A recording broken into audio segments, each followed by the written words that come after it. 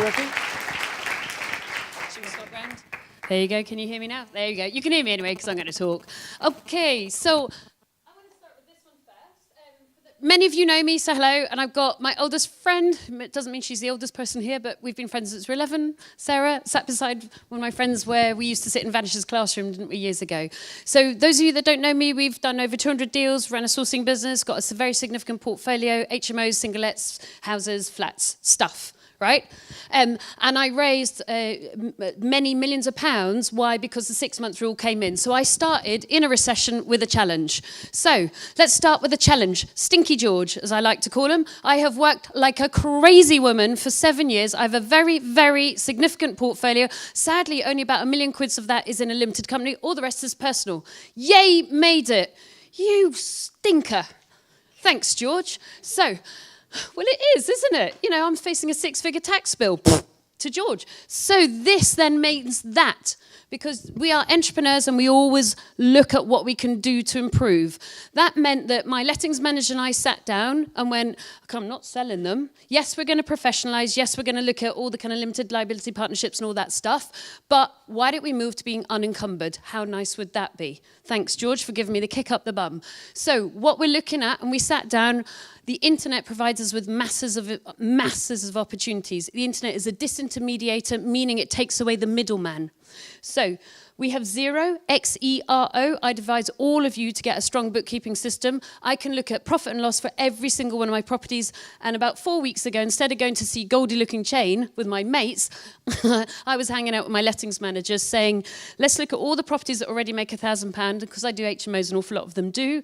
Let's look at the properties that don't make £1,000 yet, and let's shake it on a Friday night until we figure out all the properties and what we can do strategically to make them make £1,000. Turns out I've only got 4 that can't yet make £1,000. I think they can. We just haven't thought enough.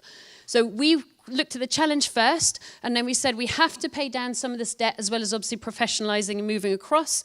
So what are we going to do differently? I always looked at increasing my profit by 20 grand for a laugh, because what job gives you 20 grand profit increase every year? This year, thank you, George, I'm now going to increase my profit by 100 grand.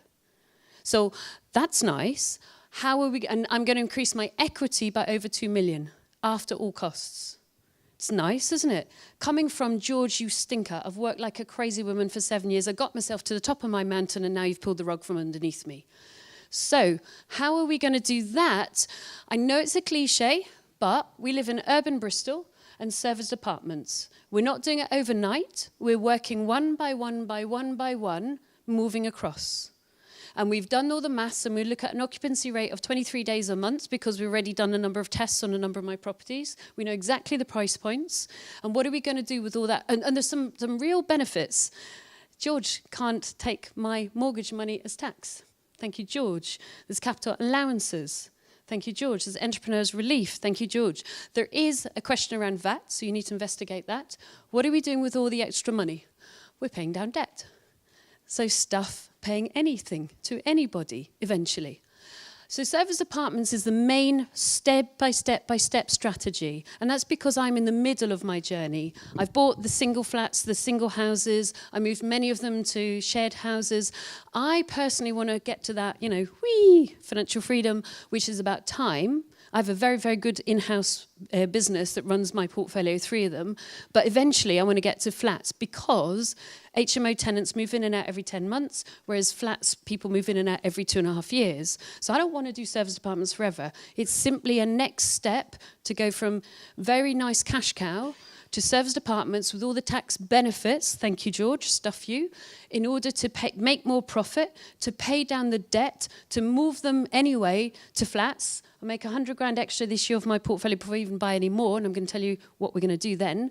I'm getting another 2 million in equity, because in an urban environment like Bristol or London, moving houses to flats after all costs gives you an extra increase, to then moving them to long-term flats, to eventually popping them to an estate agent, or a letting agent, and then doing whatever I want to do, which is probably going to be weightlifting. It just happens to be that thing. But that's not just a cliche.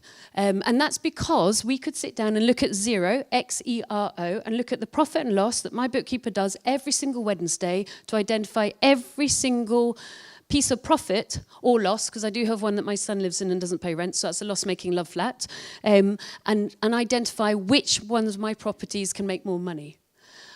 But think about what Service Departments is now doing, is taking out the crappy hotels, isn't it? So it's not just about me making more rent. So what do you think eventually I'm going to do with all that extra profit? I'm going to buy the crappy hotels and turn them into flats. Service Department flats and then long-term rentals. Because a crappy, I don't mean crappy, but a second-rate hotel, because I've switched from hotels to Service Departments now. Why? Because I can get internet. So a second-rate hotel with no customers is going to have to be sold at a wholesale price very fast. So think about the whole cycle, not just the front end. Think about the back-end product supply as well. If you're starting out, go buy deals, raise money. But I'm in the middle of my journey, so that's where I'm at. 5 minutes.